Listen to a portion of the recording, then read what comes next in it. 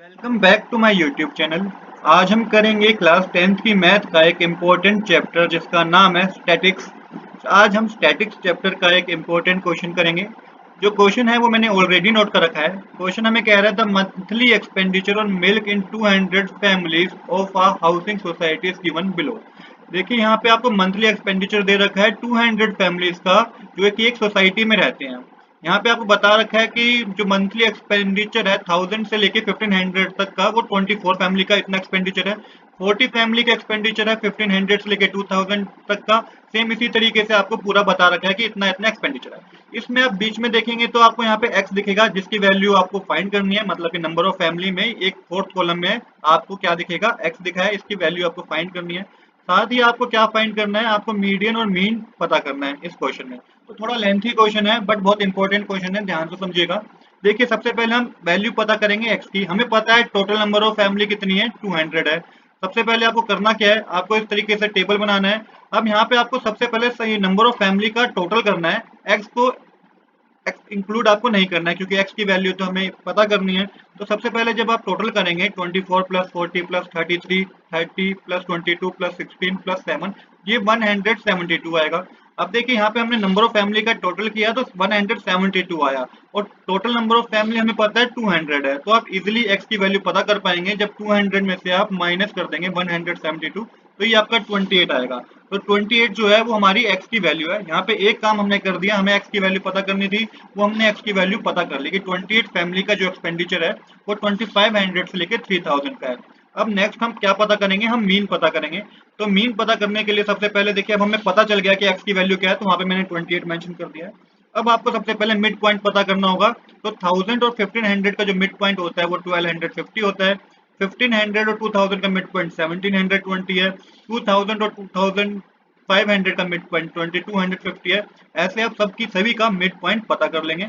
अब करना क्या है, आपको एफ आई मल्टीप्लाई एक्स आई करना है। फ्रीक्वेंसी को मिड पॉइंट से क्या करना है, मल्टीप्लाई करना है। जब आप 24 को 1250 से मल्टीप्लाई करेंगे तो 30,000 आएगा। 40 को 1750 से मल्टीप्लाई करने पे 70,000 आएगा। 33 को 2250 से मल्टीप्लाई करने पे 74,250 आएगा। और 28 को जब 2750 से मल्टीप्लाई करेंगे तो 77,000 आएगा। सेम इसी तरीके से 30 को 3250 से मल्टीप्लाई करने पे 97,500 आएगा। 22 को जब आप 3750 से मल्टीप्लाई करेंगे तो 82,500। 16 को 4250 से मल्टीप्लाई करने पे 68,000। और 7 को 4750 से मल्टीप्लाई करेंगे तो 33,250 आएगा। अब आपको टोटल करना है। तो फ्रीक्वेंसी का टोटल तो हमें पता है 200 है, और फ्रीक्वेंसी एफ आई और एक्स आई का टोटल आप करेंगे तो 5,32,500 आएगा।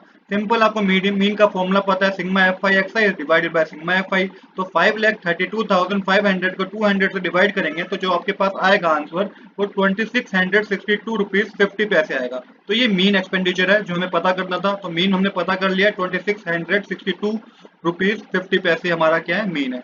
अब हमें मीडियन पता करना है। तो मीडियन किस तरीके से पता करेंगे, देखिए सेम है, क्लास इंटरवल और फ्रीक्वेंसी को आपको रखना है।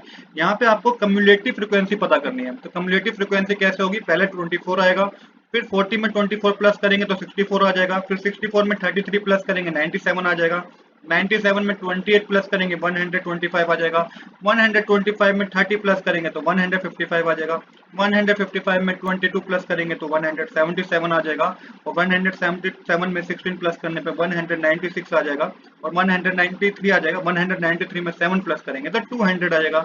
ये आपने कम्युलेटिव फ्रीक्वेंसी पता कर ली।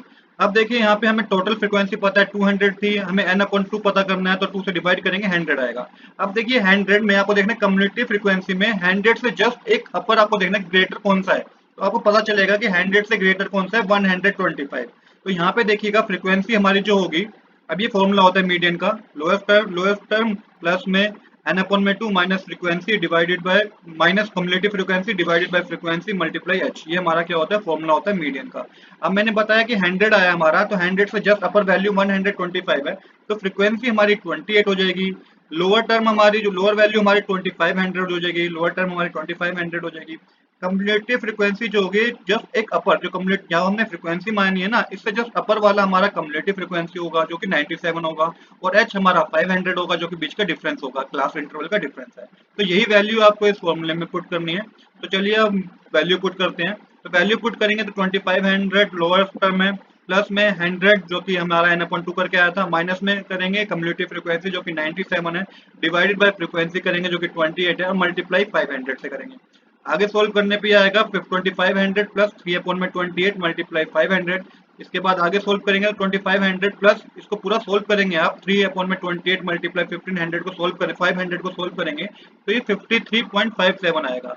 अब आपको इन दोनों को प्लस कर देना है तो 2553.57 आएगा जो कि मीडियन एक्सपेंडिचर है। तो यही हमें पता करना था क्वेश्चन में। आज के लिए इतना ही। I hope you like this video. If you like this video please do subscribe this channel. Thanks for watching.